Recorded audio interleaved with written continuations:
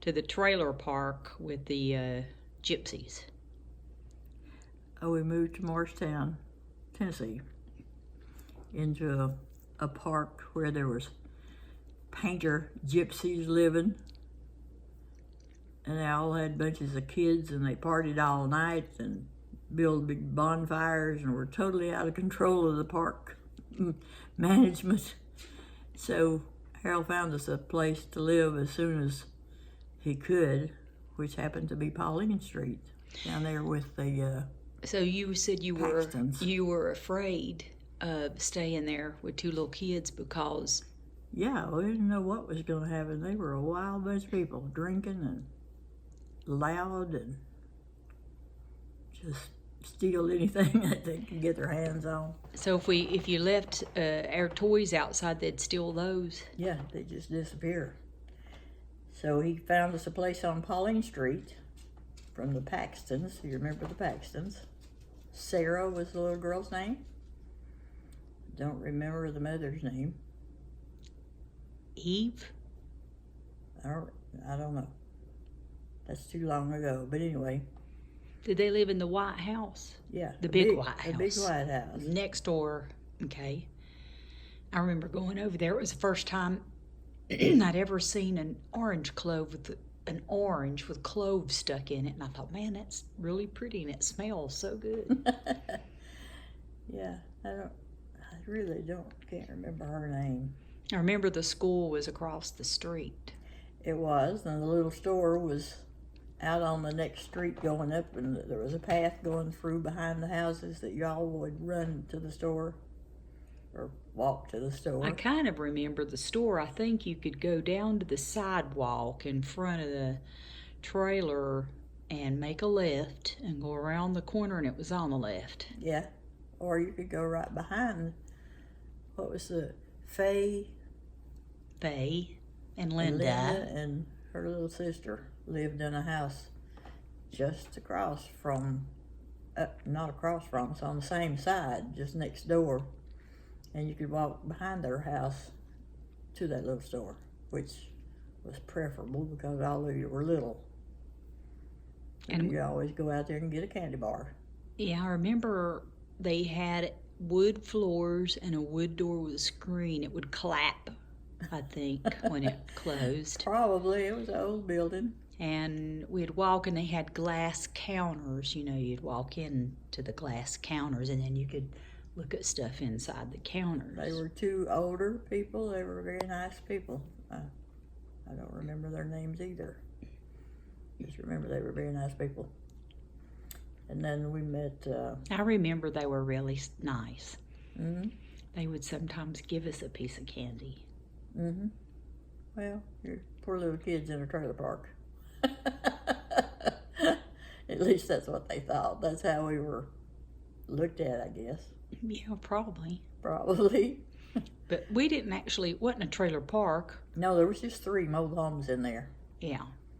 The Paxtons had extra lot beside their house, in between their house and Faye, whatever their names were.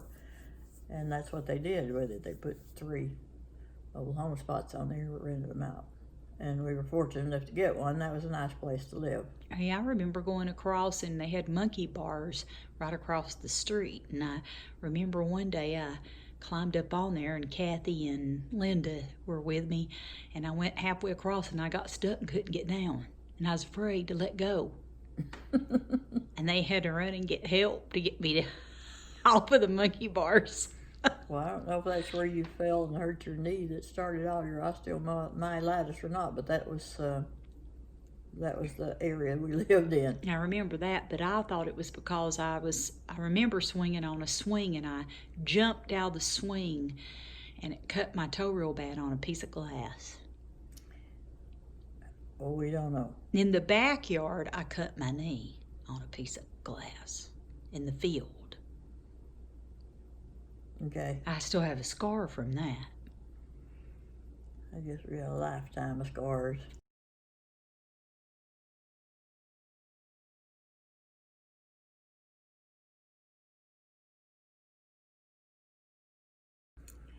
This was the house that we moved into from Knox County when Dad started working on Norris Dam, working for the TVA in Norris Dam.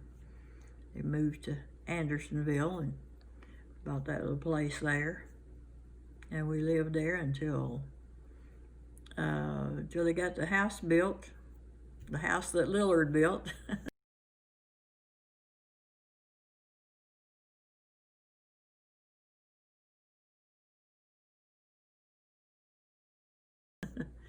In what, 1953? I guess they moved in there, in that house. Now, and it's still there. So now, Papa built the house,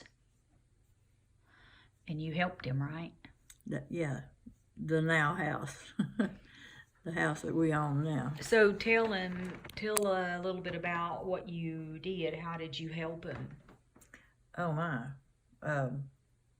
I carried block and laid 2 8-inch concrete blocks at a time up on the scaffolding. He was laying blocks to build the basement of that house. And then when we got up to the wood part of the house, I sawed the wood. He set that thing on a 45-degree angle and showed me how to use it. And I'd saw the boards and carry them to him. So we put that house together. After, in 54, when we got married, Harold was working then at Huddig Sash and Door in Knoxville, and he was able to get the windows, the hardwood flooring, the knotty pied paneling, all that stuff through Huddig, and saved Dad a lot of money. And we worked very hard to build that house. How long did it take for you to build it? About 3 years. So it took you working almost every day for 3 years? Every day when he'd get in from work. He worked for the Bureau of Mines in Norris. After the dam was built, they moved him into that division. And after work, we'd work on that. I'd go to school and he'd go to work, and we'd come in and work on the house and work on the weekends. Not on Sunday. Sunday was the religious day. You had to go to church twice on Sundays. Okay, so and on Wednesday night. Okay, so were you living across the street at that time? I was living with them until we got married in 54, and then we lived across the road, yes. And so then you would just walk over and help them work on it while you were living across the street until I was born? Well, we got it finished before you were born. They moved in early 54, I guess, and you were born in, 56, and you were born in December 56. Okay, so I was thinking that the house was finished the year I was born. Well, they may have gotten moved in early 56. Okay. But yeah, that was a project that we worked. Okay, that's pretty cool that he taught you how to do all that and you built the house. Yep, and I was very strong at that point. Hey, I wish I could lift 1 8-inch concrete block now. And I could lift 2 over my head and set them on scaffolding at that time. That was strong. Yeah, that probably made you stronger too, doing that every day. Definitely did. It might be why I'm in fairly good shape at 81. Yeah. Wow, can you believe I'm 81, but I'm there. Yeah, it's hard to believe. The years pass by so fast. Way too fast. Way too fast. It's like you can't keep up with it hardly. Well, when you're a kid, it takes forever. And then when you reach a certain point, it's like, wow. Yeah. Where does it go? Or where is it gone? Yep. It's all gone. Yeah. Life's a journey for sure. Yeah. Okay, this is in Corrigan, Tennessee. That's where we lived before Dad went to work with TVA. And he built that house too. And I guess Jean must have helped him build that. I don't know.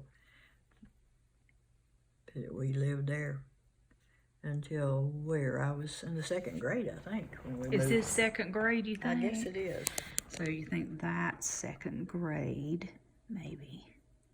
Okay. And we lived in Corrigan until I was in 2nd grade, and then that's when we moved to Andersonville. Okay.